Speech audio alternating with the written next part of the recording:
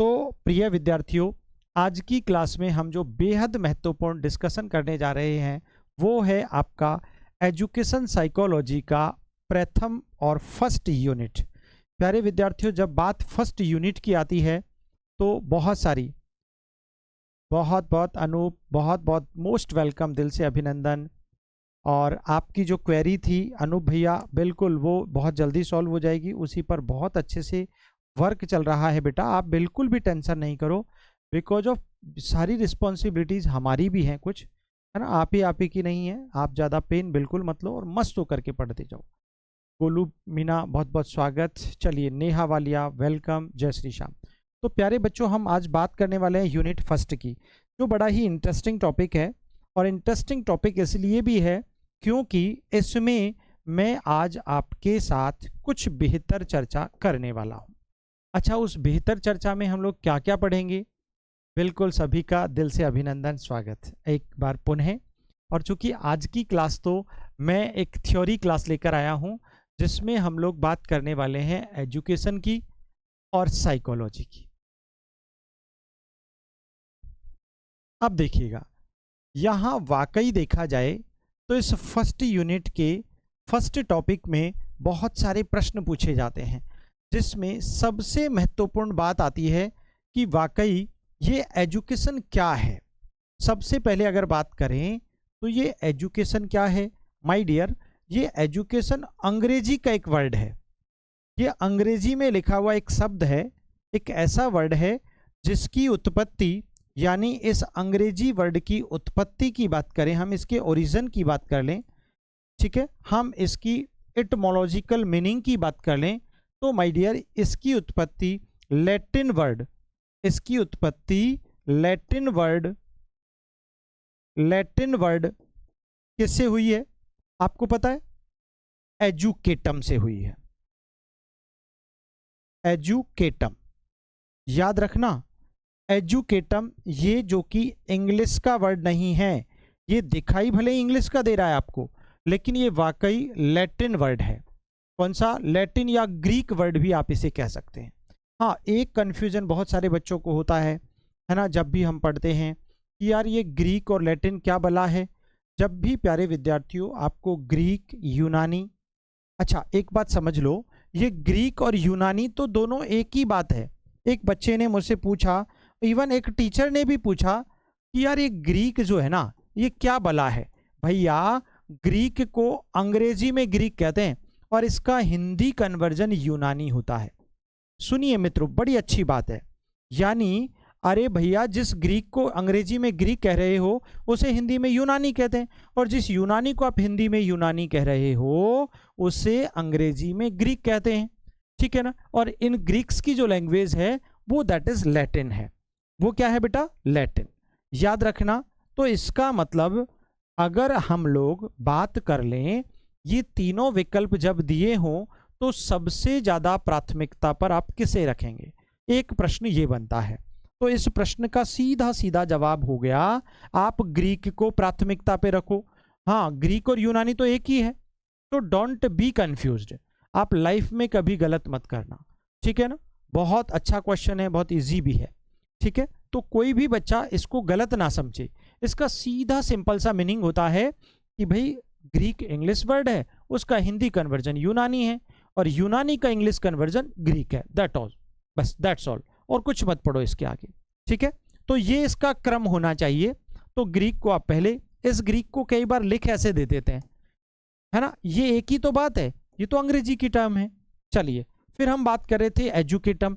प्यारे विद्यार्थियों, ये एजुकेटम खुद भी लैटिन के दो वर्ड से मिलकर बना, जिनका नाम है एजुकेयर एंड एजुसियर। एजुकेयर यानी पालन पोषण करना, एजुसियर यानी विकसित करना, आगे बढ़ना, ठीक है ना। सिंपल सा मीनिंग हो गया। एजुकेटम का अर्थ विकास करना होता है। तो इसकी कई मीनिंग्स यहां पर लगभग सिमिलर लिए जाते हैं।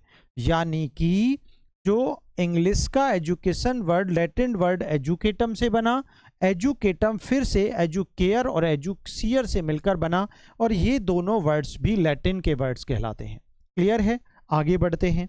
उसके बाद यहां पर एक प्रश्न और बनता है कि ये ई प्लस ड्यूको से मिलकर भी बना है। ई प्लस ड्यूको, ई प्लस ड्यूको जिसको हिंदी में हम कहते हैं, ई का अर्थ होता है अंदर से, अंदर से, और ड्यूको का अर्थ होता है बाहर की ओर निकालना, बाहर की ओर निकालना। देखो कितना अच्छा मीनिंग है, मतलब इसका अच्छे से आप समझ लीजिए कि यहां पर ई प्लस ड्यूको मीन्स अंदर से, अंदर यानी आपके अंदर। क्या है आपके अंदर? आपके अंदर जो ज्ञान है, जो कलाएं हैं, जो पूर्णताएं हैं, जो दक्षताएं हैं, जो कुशलताएं हैं, जो अनुभव है, उस ज्ञान और अनुभव को बाहर निकालना है ना। कहां निकालना? बाहर की ओर निकालना सचमुच एजुकेशन है। क्या है माय डियर? एजुकेशन है। चलिए आगे पढ़ते हैं। यहां पर फिर बात आती है शिक्षा शब्द की। ये तो इंग्लिश का एजुकेशन शब्द की उत्पत्ति की कहानी हो गई। हम बात कर लें शिक्षा शब्द की। तो मेरे प्यारे विद्यार्थियों, ये शिक्षा जो है ना, वो यहां पर संस्कृत की शिक्ष धातु से बना है। सॉरी, संस्कृत है ये, संस्कृति नहीं है, संस्कृत की शिक्ष धातु से बना है।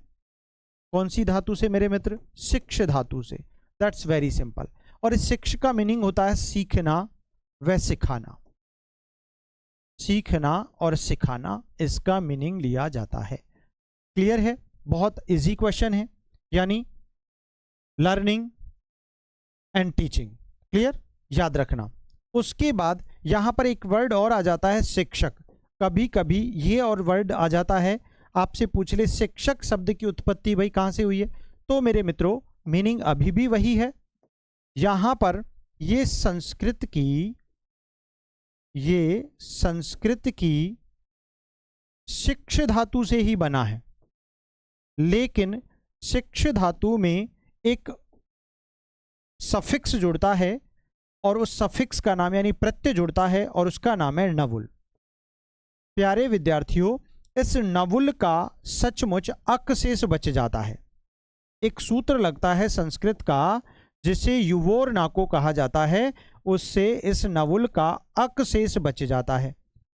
क्या बच जाता है भाई? अक शेष बच जाता है। और यहां पर जब ये क्षय आधा है, हलंत वर्ण है, तो इसके साथ जब ये वॉवल, ये कॉन्सोनेंट के साथ जब वॉवल को हम लोग मैच करते हैं, मिलाते हैं, तो पूरा एक लेटर बन जाता है और ये लेटर बन करके बन जाता है शिक्षक। क्या बन जाता है माय डियर? शिक्षक। नमस्कार, स्वागत सभी का एक बार पुनः। तो ये आपका पूरा का पूरा लेटर बन गया शिक्षक। तो प्रिय विद्यार्थियों, आपसे अगर कभी पूछा जाए कि शिक्षक वर्ड का ओरिजिन कैसे हुआ, ठीक है ना, हिंदी के शिक्षक वर्ड का, तो उसको हम लोगों ने यहाँ पर भली भांति सीख लिया। क्लियर हो गया? तो ये कुछ बातें थी। अब देखो बात आती है, यहां पर एक और क्वेश्चन पूछा जाता है कि सही मायने में शिक्षा का अर्थ क्या है ना? शिक्षा का अर्थ क्या है? अगर आपसे ये क्वेश्चन पूछ लिया जाए तो आप क्या उत्तर देने वाले हैं भाई? इसके सामान्य रूप से दो अर्थ लिए जाते हैं। कितने अर्थ लिए जाते हैं बेटा? दो अर्थ। कितने अर्थ होते हैं? दो अर्थ होते हैं, दो मीनिंग्स होते हैं। There are two meanings of education. Clear? ये जो मैं पढ़ा रहा हूं आपको जनरली बुक्स में नहीं मिलेगा, ये मैं प्रॉमिस करता हूं, ये मेरा अपना कॉन्फिडेंस है।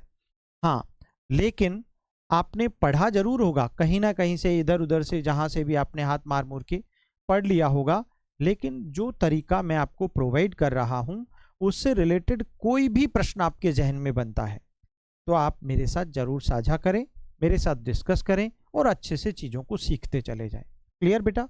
चलिए देखो, मैं एक अच्छी बात आपको बताने वाला हूं, मेरे बहुत अच्छे ढंग से मैं समझाता हूं। एक तो होता है बेटा सामान्य अर्थ, यानी जनरल मीनिंग, सामान्य अर्थ, जिसे आप लोग प्राचीन अर्थ भी कह सकते हैं, है ना? प्राचीन अर्थ भी कह सकते हैं। एंशिएंट मीनिंग क्या होता है? और ये तो सारी दुनिया जानती है, ये तो सारी दुनिया को पता है कि इसका प्राचीन और एंशिएंट मीनिंग जो होता है वो क्या होता है माय डियर? वो होता है सीखने व सिखाने की प्रक्रिया। सीखने व सिखाने की प्रक्रिया, ये अभी हमने पढ़ लिया था, सीखने व सिखाने की प्रक्रिया। ठीक है ना? ये इसका एजुकेशन का कॉमन मीनिंग हो गया, एंशियंट मीनिंग हो गया, या फिर हम लोग कहें ट्रेडिशनल मीनिंग हो गया। तीनों बातें मैं हर एक टर्म को इंग्लिश में भी बोल रहा हूँ, इसीलिए इंग्लिश के एस्पायरेंट्स भी इसको भली भांति सीख सकते हैं, जान सकते हैं। ठीक है, तो बड़ा सिंपल सा है। यहाँ से क्वेश्चंस कैसे बनेंगे या बने हैं वो भी मैं आपको बताऊंगा। चलिए, उसके बाद मनोवैज्ञानिक अर्थ आपसे पूछा जाए तो आपका आंसर मुझे लगता है निरुत्तर हो जाओगे आप। मनोवैज्ञानिक अर्थ पूछा जाता है हमेशा शिक्षा का। बड़ा सिंपल मीनिंग है, बहुत सारे बच्चों ने ये पढ़ लिया है, लेकिन दोबारा पढ़ना क्यों जरूरी है? क्योंकि वो तो काफी टाइम हो गया है ना आपको पढ़े हुए, है ना। साइकोलॉजिकल मीनिंग ऑफ एजुकेशन, यही तो प्रश्न पूछेगा examiner. Already PGT first grade में ये क्वेश्चन पूछा हुआ है, इसीलिए क्या पूछेगा I don't know, and also we don't know, हम नहीं जानते कि क्या पूछेगा। हमें तो पूरा कॉन्सेप्ट सीखना है, हमारा टारगेट क्या है? एक एक कॉन्सेप्ट को बारीकी से सीखना, समझना। ठीक है, तो इसकी मोटी मोटी बातें मैं आपको सिखा रहा हूं जो आपको ध्यान से पढ़नी है। ठीक है, मनोवैज्ञानिक अर्थ साइकोलॉजिकल मीनिंग अगर आप पढ़ेंगे तो माय डियर, इसका साइकोलॉजिकल मीनिंग होता है परिवर्तन करना। क्या होता है मेरे दोस्त? परिवर्तन करना, टू चेंज, परिवर्तन करना, या फिर आप कहें परिमार्जन करना, परिमार्जन करना, या आप कह दें संशोधन करना, या आप कह दें सुधार करना। ये सारे मीनिंग इसी के होते हैं। यानी एक बात आज समझ में आ चुकी है कि यार वाकई शिक्षा का जो साइकोलॉजिकल मीनिंग है। Radhe Radhe, most welcome again सभी प्यारे विद्यार्थियों का। हरियाणा से संतोष, बहुत बहुत अभिनंदन आपका, मोस्ट वेलकम। और देखो ये जो क्लास है ना, ये आपके लिए रामबाण होगी, ये आज तय मान लीजिएगा। चाहे कितने भी बच्चे पढ़ रहे हैं, डजेंट मैटर, इससे कोई फर्क नहीं पड़ेगा। लेकिन हाँ, ये बात तय है कि अगर आपकी संख्या कम रहेगी तो मैं फिर थ्योरी नहीं पढ़ाऊंगा, मैं तो आपको एमसीक्यूज ही देने वाला हूँ। फिर तो गड़बड़ हो जाएगी। तो ऐसा क्यों करते हैं? आपकी संख्या बढ़नी चाहिए, और उसके लिए करना क्या है? बस क्लास को शेयर करना है, बाकी कुछ नहीं करना। ठीक है ना, बाकी तो जिम्मेदारी मेरी है। खैर चलिए, तो प्रिय मित्रों अब देखिएगा, आगे बढ़ते हैं अपन। और आगे का किस्सा यहां पर आता है ऐसे कि यार जब मनोवैज्ञानिक अर्थ परिवर्तन करना, यार किस में परिवर्तन करना? फॉर एग्जाम्पल, आप एक रूरल एरिया से, आप एक ग्रामीण इलाके से, परिवेश से बिलोंग करते हैं, संबंध रखते हैं, और आप शहर में पढ़ने के लिए आ गए। ठीक है ना, एक अच्छे महानगर में आप पढ़ रहे हैं, वहाँ के लोगों की परिवेश को देखा, बोलचाल को देखा, उनके पढ़ने के ढंग को देखा, बातचीत करने के ढंग को देखा, उनका जो रहन सहन यानी पहनने का जो तरीका है, बोलने का जो तरीका है, वहाँ की संस्कृति जैसी है, आपने उन सबको देखा और साथ में आपने एजुकेशन गेन की। तो पता है आपकी शिक्षा ने क्या कहा? आपकी शिक्षा ने आपको समझाया कि यार अब मैं घर जाकर अपने पूरे के पूरे गांव के एनवायरनमेंट को बदल दूंगा। आपने उससे पहले क्यों नहीं बदला? क्योंकि शिक्षा ने आपको प्रेरणा दी, है ना। शिक्षा ने आपको प्रेरणा दी कि यार आपको ऐसा करना चाहिए, वैसा करना चाहिए। उससे आपकी संपूर्ण व्यक्तित्व का विकास होता है, उससे आपके लर्निंग कॉन्सेप्ट्स डेवलप होते हैं, उससे आपका परिवेश सुधरता है, उससे आपके गांव और राष्ट्र की उन्नति होती है। तो ये इसका सिंपल मीनिंग था। चलिए, तो वाकई परिवर्तन करना किस में? अरे व्यवहार में। किसके व्यवहार में? चाइल्ड के व्यवहार में, बच्चे के व्यवहार में। परिमार्जन करना यानी उस व्यवहार को बदलना, पहले की तुलना में जैसा था उसमें चेंज करना ही शिक्षा है। वाकई ये शिक्षा कहलाती है। क्या कहलाती है?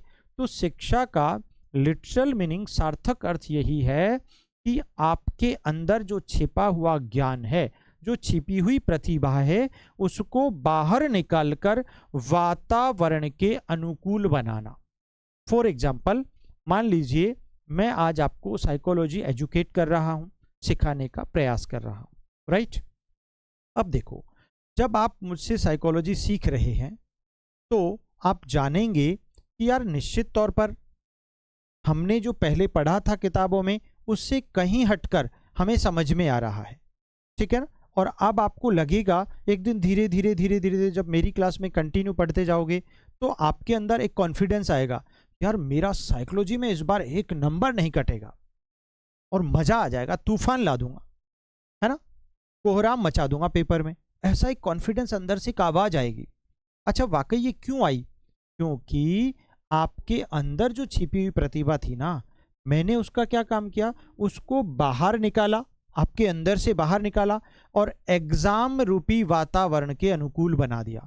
यानी आपको, आपके नॉलेज को, आपके ज्ञान को, आपकी प्रीवियस एक्सपीरियंसेस को मैंने वर्तमान जो एग्जाम का पैटर्न है उस पैटर्न तक ले आया। अब क्या होगा, इससे आपका एग्जाम एक झटके में क्रैक हो जाएगा और जैसे ही क्रैक हुआ तो आप शिक्षक बन जाएंगे। फिर सारे लोग अभी तक तो आपसे एक पूछते होंगे क्या आप पढ़े लिखे हो, तो आप बड़े जोरों शोरों से कहते हैं यस आई एम एजुकेटेड। जब वो आपसे पूछता है कि क्या, तो बताओ कैसे प्रूव करोगे, तो आप कह सकते हो क्योंकि बिकॉज ऑफ पढ़कर ही तो आप शिक्षक बने हो। लेकिन आजकल तो लोग सिर्फ फब्तियां कसते हैं, सिर्फ कमेंट करते हैं, यार पता नहीं सुबह सुबह 7 बजे कहाँ चली जाती है। ये मेरा फेवरेट एग्जाम्पल भी है, सुबह सुबह कहाँ चली जाती है 7 बजे। लेकिन फिर वही पड़ोसी, वही लोग जो आज ये फब्तियां कस रहे हैं, आपके शिक्षक बनने के बाद वो कहेंगे अरे सुबह सुबह 7 बजे लाइब्रेरी पढ़ने चली जाती थी, इतनी मेहनत करती थी, शाम को 7 बजे आती थी, यार बहुत मेहनत की है, टीचर तो बनना ही था। यानी चमत्कार को ही नमस्कार है। तो इसीलिए सच्चाई है, आप लोग आपके ज्ञान को, आपके प्रीवियस नॉलेज को बाहर निकालकर आज के लेवल के एग्जाम के अकॉर्डिंग आप नया अपडेशन लाओ अपनी लाइफ में, तब जाकर आपके संपूर्ण व्यक्तित्व का विकास होगा, तब जाकर आपको आपका लक्ष्य हासिल होगा। इसीलिए मित्रों जरूरी है कि बिल्कुल, ठीक है। तो ये इसका मनोवैज्ञानिक अर्थ होता है। फिर अपन बात कर लेते हैं यहां पर। अब देखो, तो ओवरऑल एक प्रश्न और बनता है कि भाई यहां पर क्वेश्चन बनता है आपका, देखो अब ध्यान से, एक है मनोविज्ञान, दूसरा कॉन्सेप्ट आपका मनोविज्ञान। देखिए प्रिय मित्रों, ये मनोविज्ञान की जब हम बात करते हैं तो इसको अंग्रेजी में आपने साइकोलॉजी नाम दिया। अब आपसे मेरा पहला प्रश्न, ये साइकोलॉजी शब्द किस भाषा से लिया गया है ना, बताओ। मेरा पहला क्वेश्चन ये है आपका कि साइकोलॉजी शब्द किस भाषा का शब्द है। मेरा पहला प्रश्न आपसे, साइकोलॉजी किस भाषा का शब्द है?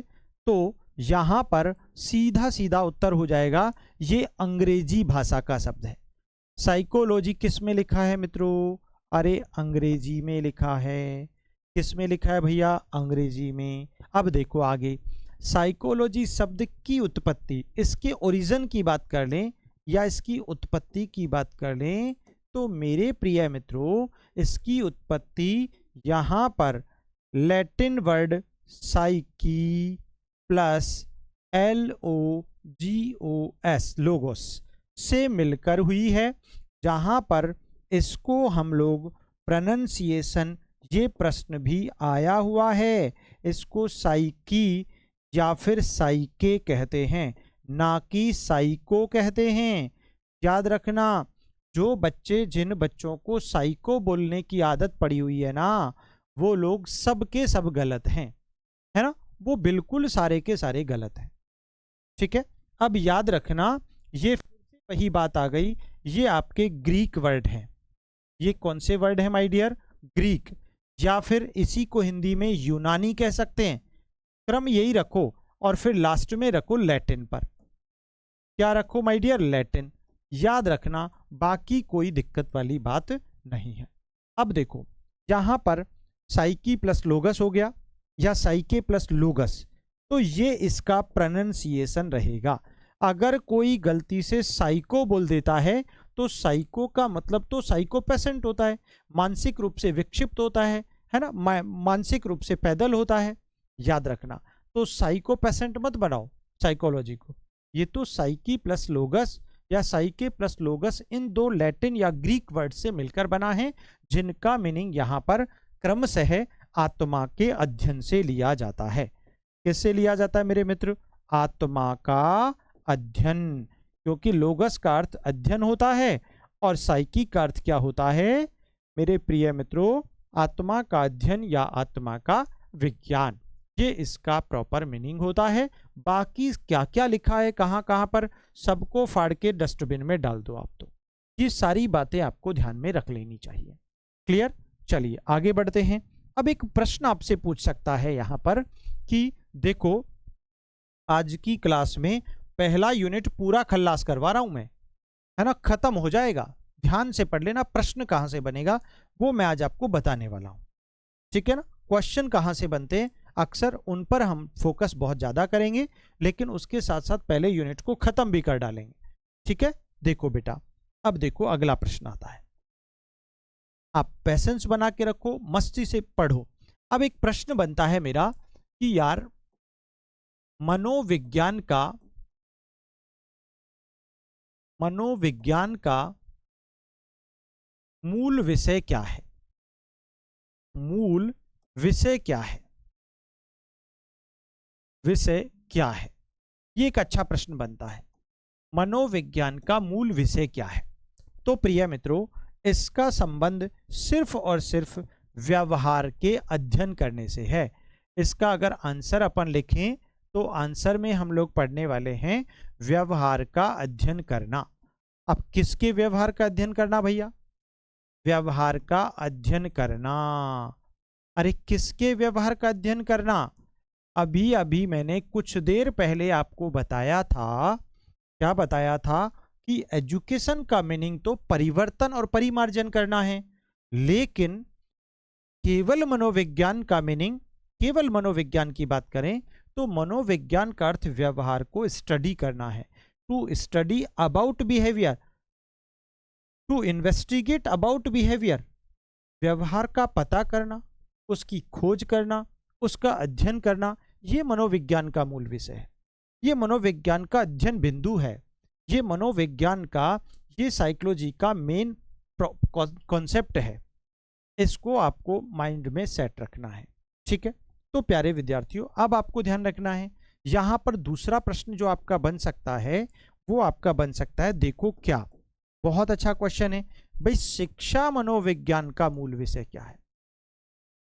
शिक्षा मनोविज्ञान का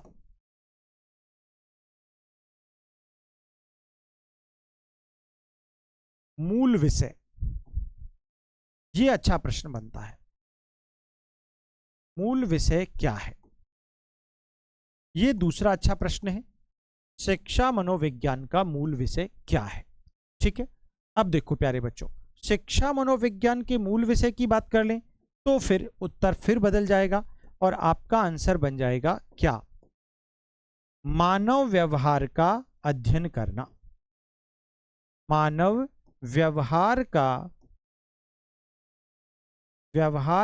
अध्ययन करना।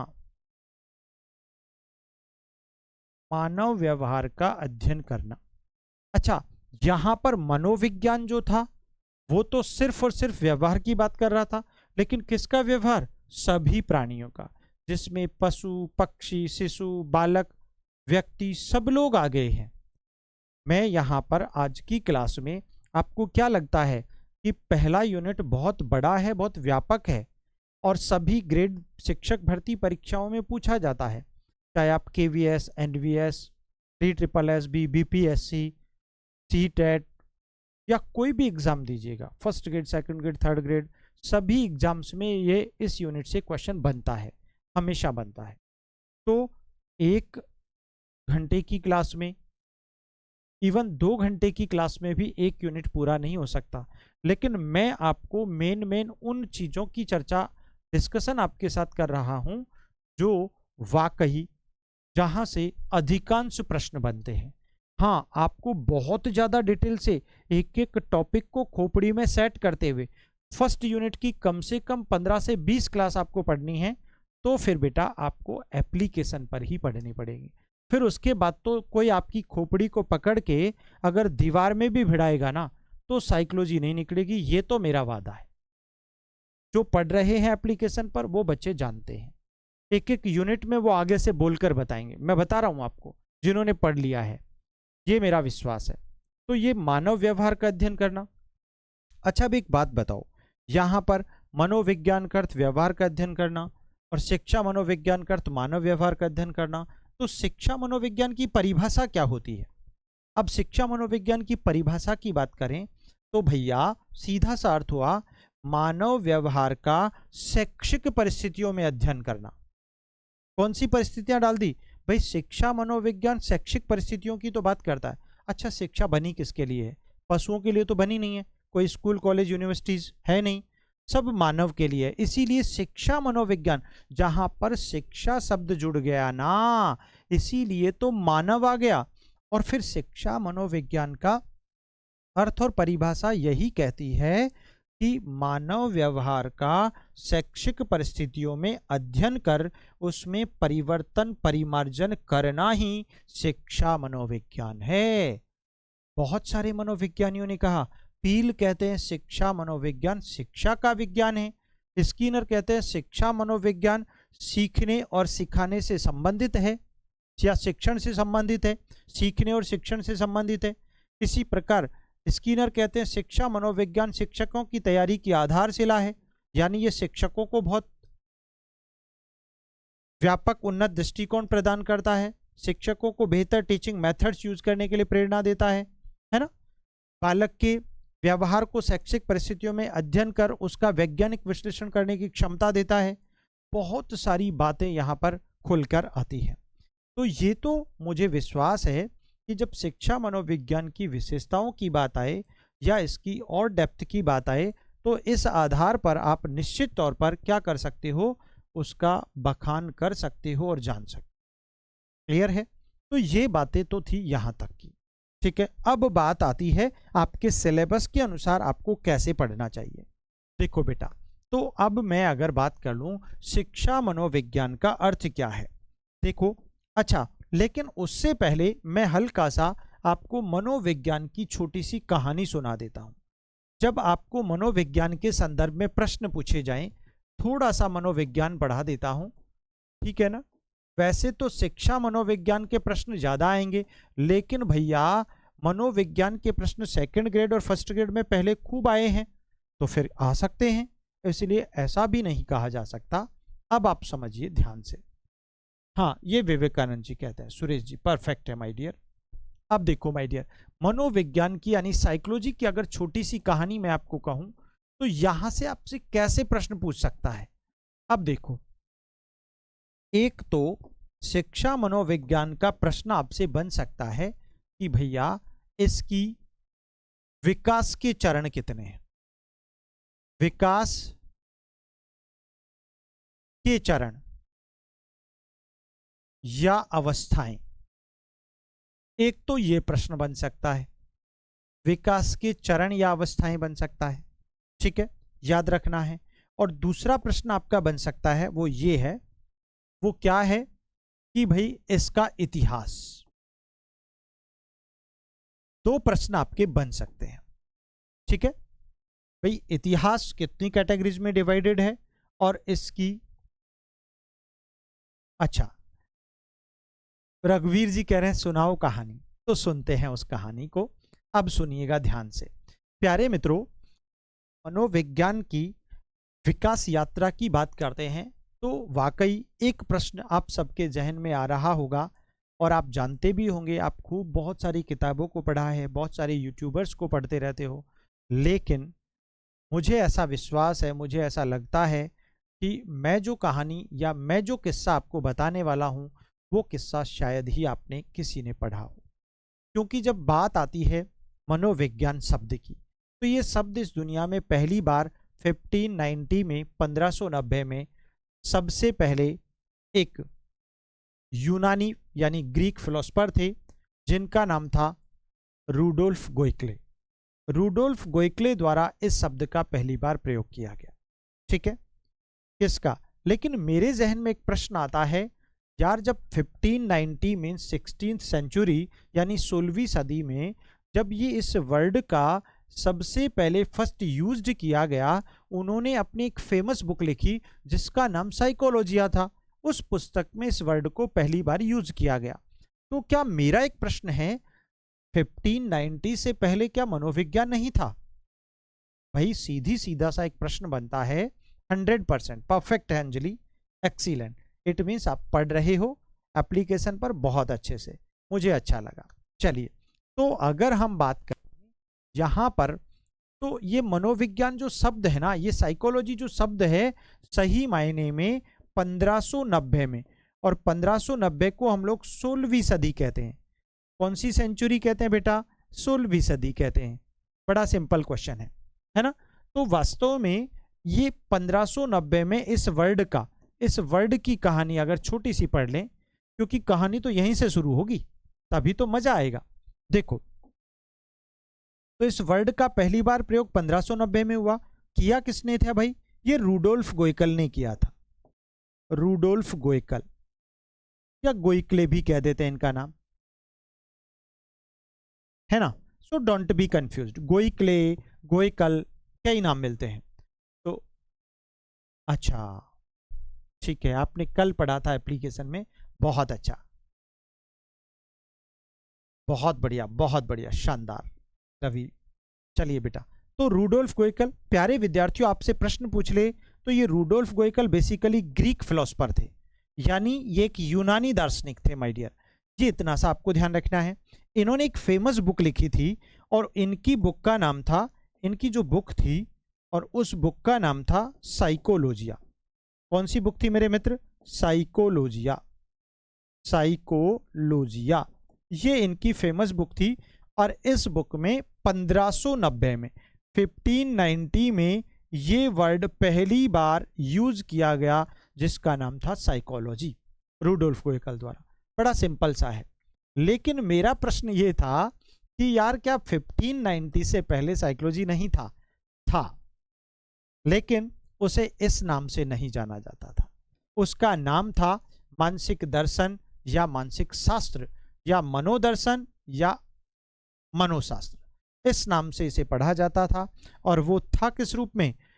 ए ब्रांच ऑफ फिलोसॉफी, दर्शन शास्त्र की एक शाखा के रूप में विद्यमान था। यानी मनोविज्ञान, अगर आपसे कोई प्रश्न पूछ ले कि भैया 16वीं सदी से पहले या 1590 से पहले मनोविज्ञान का वजूद, अस्तित्व तो था, लेकिन इस नाम से नहीं, नाम कुछ अलग था, और वो एक ब्रांच, एक ट्री की एक ब्रांच थी, और वो ट्री था फिलोसॉफी, यानी दर्शन शास्त्र। दर्शन शास्त्र की एक शाखा के रूप में पढ़ा जाता था, ठीक है ना? लेकिन कुछ लोग कहते हैं कि ईसा पूर्व दर्शन शास्त्र की उत्पत्ति हुई, दर्शन शास्त्रियों ने उसका विकास किया, उसका आरंभ हुआ। तो क्या उससे पहले मनोविज्ञान नहीं था? था। किस रूप में?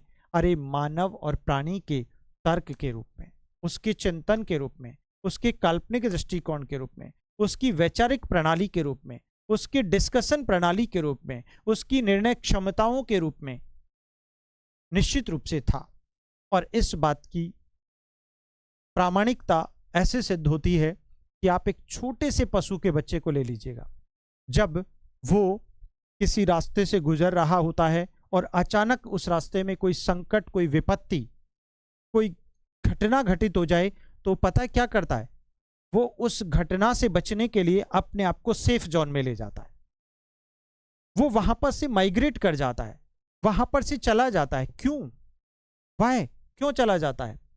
क्योंकि सीधा सीधा इसका अर्थ हुआ, क्योंकि ऐसा नहीं कि उसकी माँ, उस बच्चे, उस पशु के बच्चे की माँ ने उसे पहले उस घटना में या उस इंसिडेंट में, उस अचानक आई विपत्ति में पड़कर खुद मरकर अपने बच्चे को ट्रेनिंग दी थी। नेवर, ऐसा नहीं, ऐसा बिल्कुल भी नहीं है।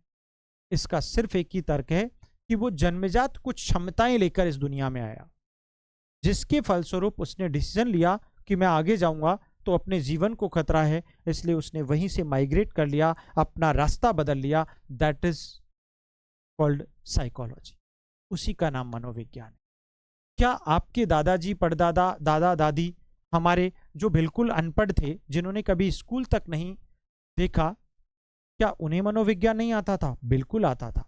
वो भी बहुत अच्छे डिसीजन मेकर हुआ करते थे, वो भी बहुत अच्छा निर्णय लेते थे, बहुत अच्छा तर्क करते थे, बहुत अच्छी कल्पनाएं करते थे, बहुत अच्छा वैचारिक दृष्टिकोण था उनका। सही गलत में डिफरेंस करने की कैपेसिटीज थी, तो ये क्या था? सचमुच उनके पास मनोवैज्ञानिक दृष्टिकोण का होना इस बात को सिद्ध करता है। तो इसका मतलब ये तो दुनिया का सच है कि इस दुनिया के प्रत्येक मानव को, प्रत्येक प्राणी को मनोवैज्ञानिक दृष्टिकोण वो लेकर इस दुनिया में आया।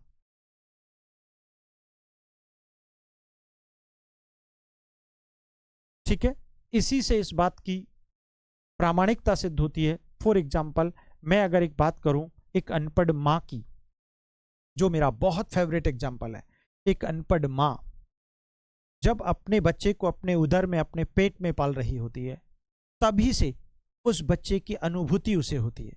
जब वो अंदर लात घुसे चलाता है तो उसे फील होता है। जब वो वहाँ पर अंदर ही, जब वो 8 से 9 माह का होता है माँ के पेट में, और जब वो एक्टिविटीज़ करता है तो माँ को अनुभूति होती है, फीलिंग होती है, और उसी आधार पर माँ तभी से कहना शुरू कर देती है, वो अनपढ़ माँ भविष्यवाणी शुरू कर देती है कि ये तो बड़ा होकर शैतान बनेगा, शैतान बनेगी। कितनी बढ़िया बात है।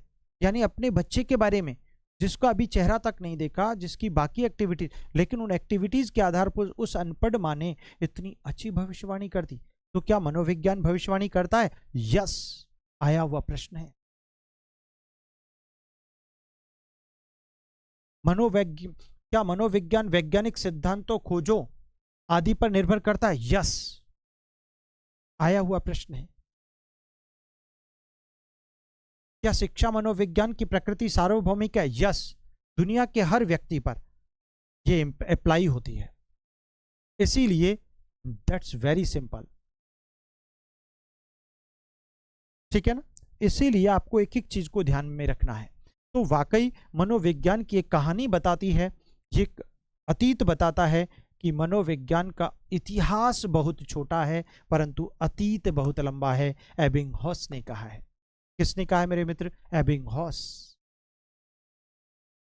जो कि एक रशियन मनोविज्ञानी और शिक्षा शास्त्री हुए। उन्होंने बहुत अच्छी बात बोली और कहते हैं मनोविज्ञान में निरर्थक, बेकार, रूढ़, अप्रचलित शब्दों का प्रयोग करने वाले व्यक्ति भी एबिंगहॉस ही है और कोई भी नहीं। आप एक एक प्रश्न को खोपड़ी में ध्यान से अगर इस क्लास को सुन लिया ना, तो मैं कह रहा हूं आपको मजा आ जाएगा। पहला यूनिट खल्लास हो जाएगा और आपका एक नंबर नहीं कटेगा, ये मैं आपको विश्वास दिलाता हूं। तो फिर बात आती है यहां पर विकास के चरण और अवस्थाओं की। प्यारे विद्यार्थियों, विकास के चरण, यहां पर विकास के 4 चरण हैं। 4 चरण। अब 4 चरणों में हम लोग पढ़ते क्या क्या हैं? दैट्स वेरी सिंपल बेटा। विकास के चरण कौन से हैं? 16वीं सदी, ठीक है, 17वीं सदी, 19वीं सदी और 20वीं या 21वीं सदी। इन 4 चरणों में विकास की यात्रा, इसकी यानी मनोविज्ञान की विकास यात्रा पूरी होती है। क्या होती है मेरे बच्चों? विकास यात्रा पूरी होती है। ये आपको मस्तिष्क में सेट कर लेना चाहिए। मनोविज्ञान की विकास यात्रा इन समय कालखंडों में विभक्त है, जिसके 4 चरण हैं। कितने चरण हैं? क्लियर है?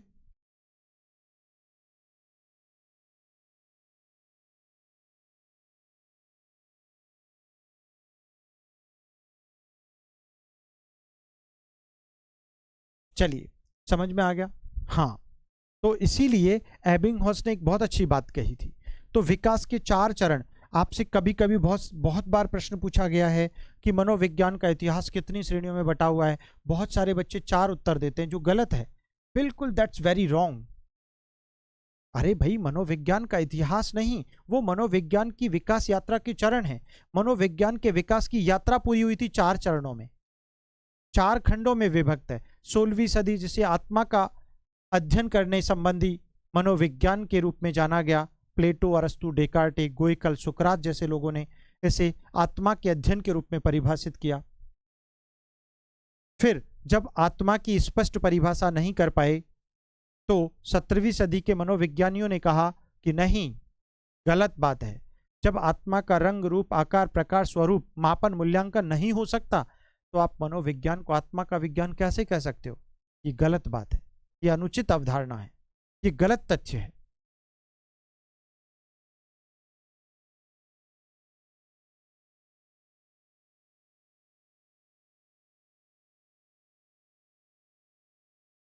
ठीक है। फिर 17वीं सदी में बहुत सारे लोग आए जिसमें इटली के पोम्पोनोजी बड़े फेमस हुए। उसके बाद Thomas read, Leibniz, Thomas Hobbes, John Locke जैसे लोगों ने कहा कि नहीं, मनोविज्ञान आत्मा का नहीं, मनोविज्ञान तो मन या मस्तिष्क का विज्ञान है। Psychology as science of mind, not soul of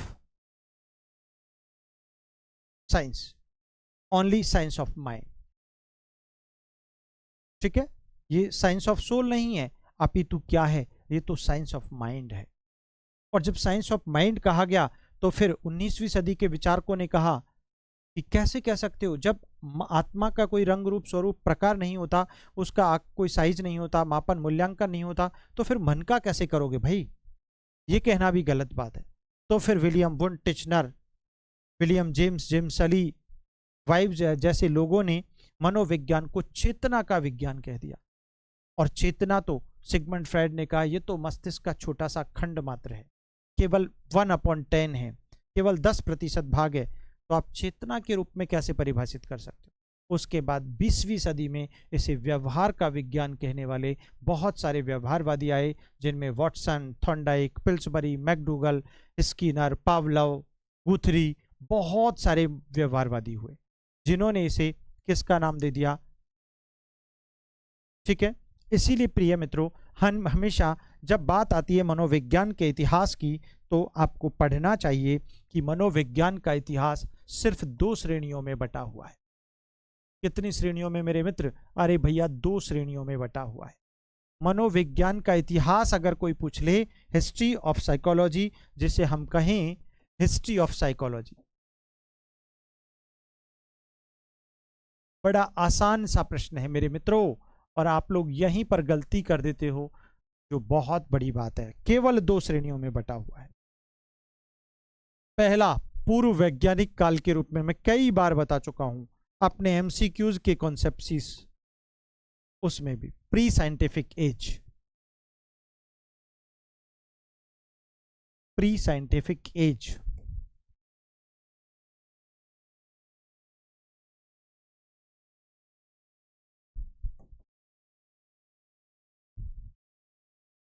pre scientific age और दूसरा था वैज्ञानिक काल।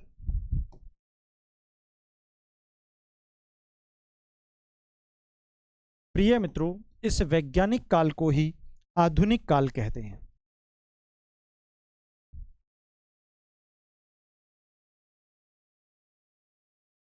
या नवीन काल भी इसी को कहते हैं,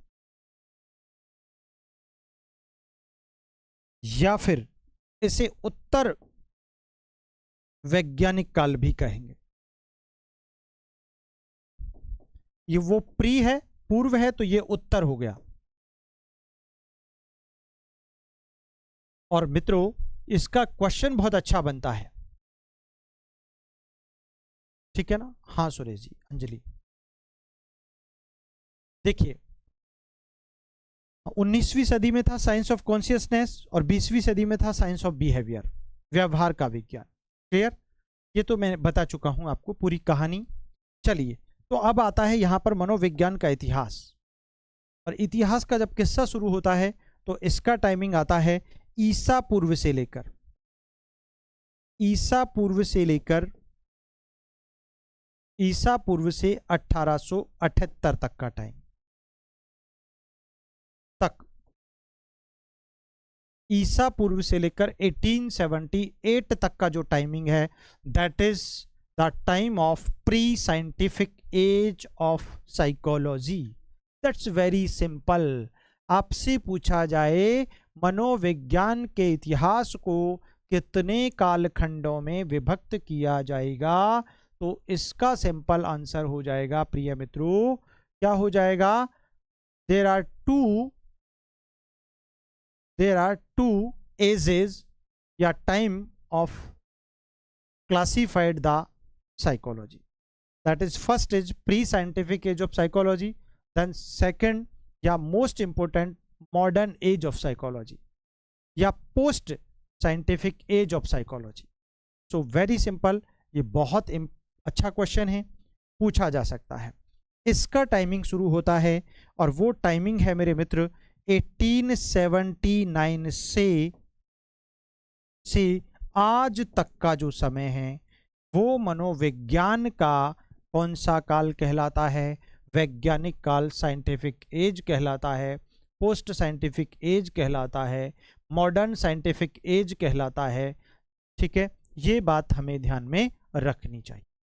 अब प्रिय मित्रों, कुछ बातें जो इन इतिहास या इनसे संबंधित बनती हैं, सबसे ज़्यादा आपके प्रश्न बनते हैं वो इस वाले काल से बनते हैं. इस वाले काल से आपके सबसे ज़्यादा क्वेश्चंस पूछे जाते हैं. बहुत मज़ेदार है. हाँ, इस वाले काल के समर्थक अगर हम पढ़ें तो प्लेटो, अरस्तु, डेकार्टे या फिर हिप्पोक्रेट्स आदि को शामिल किया जाता है, जिनका समय आपके 16वीं सदी से पूर्व का है.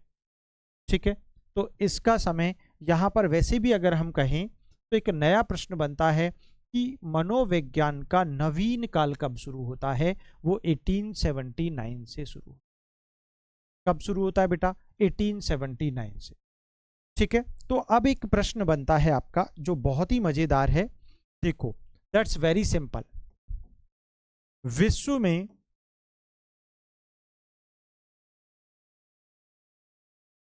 में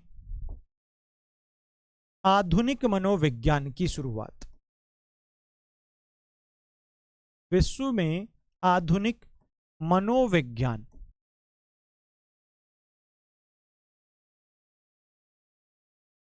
का आरंभ, आधुनिक मनोविज्ञान का प्रारंभ या, तो इसके 2-3 प्रश्न बनते हैं. Very simple. देखो, इसका आंसर क्या होगा भाई? विश्व के संदर्भ में आ गया तो कब से शुरू हुआ था? 1879 से. 1879 से शुरू, पहला उत्तर हो गया. आधुनिक मनोविज्ञान के रूप में शुरू, तो यहां पर किस रूप में?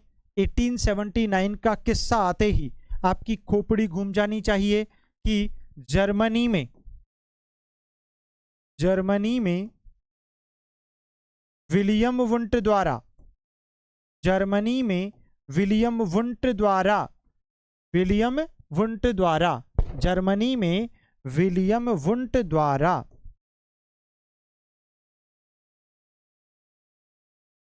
विश्व की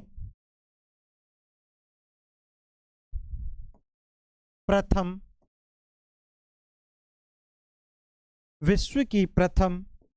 मनोवैज्ञानिक साइकोलॉजिकल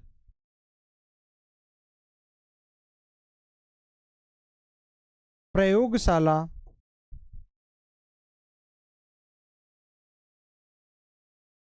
स्थापित होने के साथ,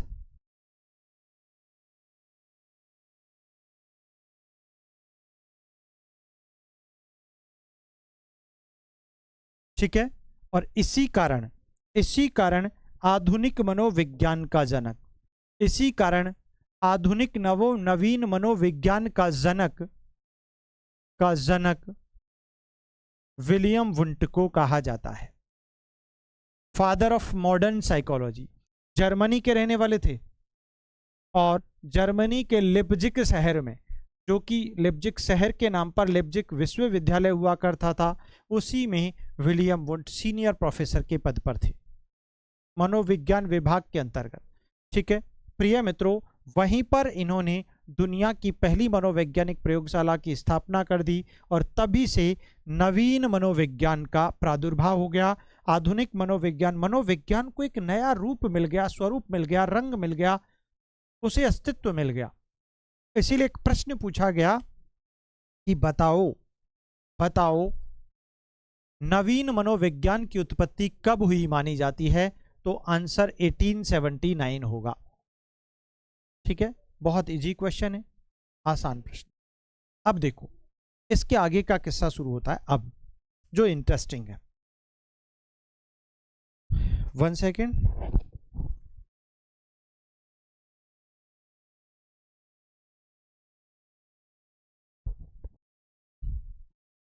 हाँ भाई, चलिए देखिए बेटा, तो ये तो थी बात यहां तक की। अब आता है विश्व में आधुनिक मनोविज्ञान की शुरुआत हो गई। ठीक है, अब यहां पर कुछ प्रश्न बनते हैं, जो कैसे बनते हैं। अब क्वेश्चन बनता है भारत में आधुनिक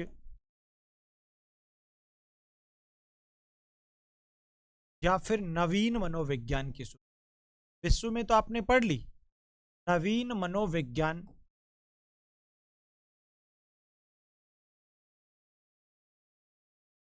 की शुरुआत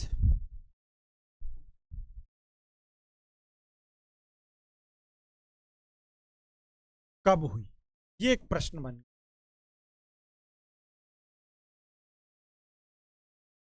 हाँ, देखो इसके आंसर क्या होंगे।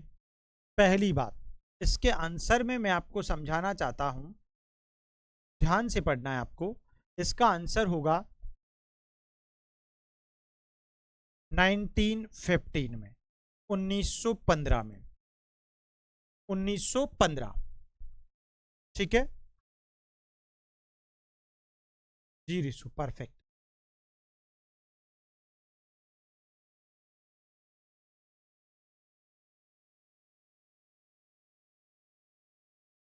बहुत बढ़िया।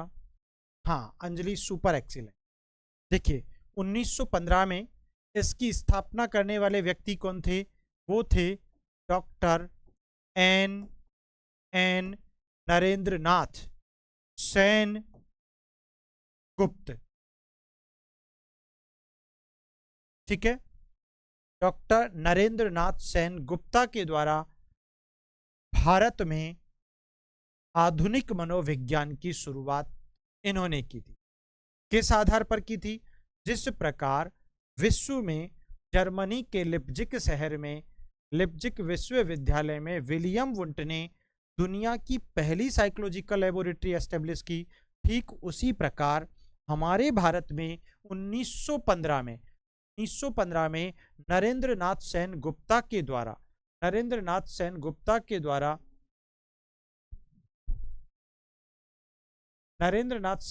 के द्वारा यहां पर कलकत्ता विश्वविद्यालय में, क्योंकि ये कलकत्ता विश्वविद्यालय के प्रोफेसर थे, है ना, कलकत्ता विश्वविद्यालय, कलकत्ता विश्वविद्यालय, कलकत्ता विश्वविद्यालय के दर्शन शास्त्र विभाग में,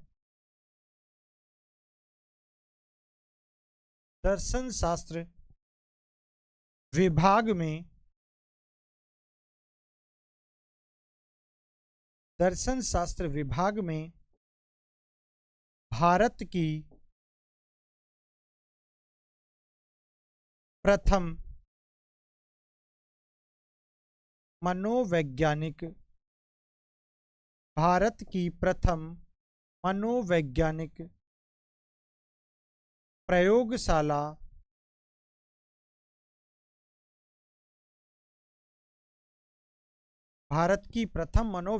प्रयोगशाला की स्थापना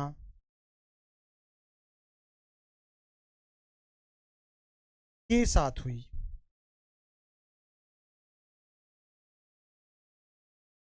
वेरी इंपॉर्टेंट क्वेश्चन।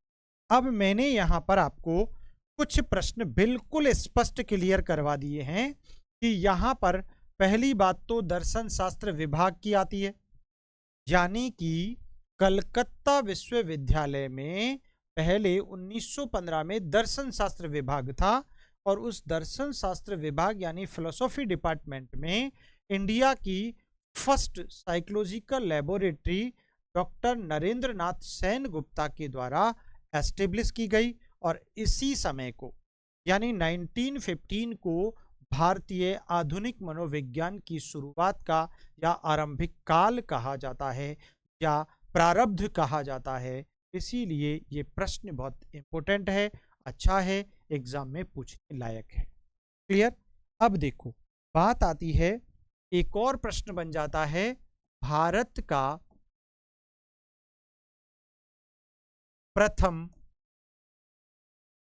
मनोविज्ञान विभाग, भारत का प्रथम मनोविज्ञान विभाग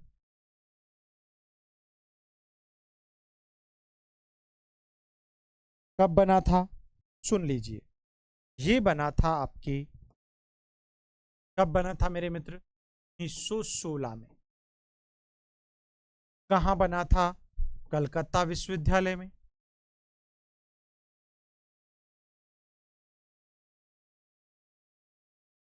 ठीक है।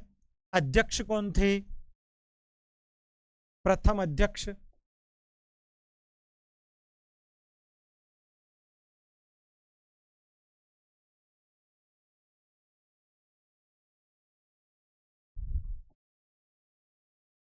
कौन थे? डॉक्टर गिरेंद्र शेखर बोस।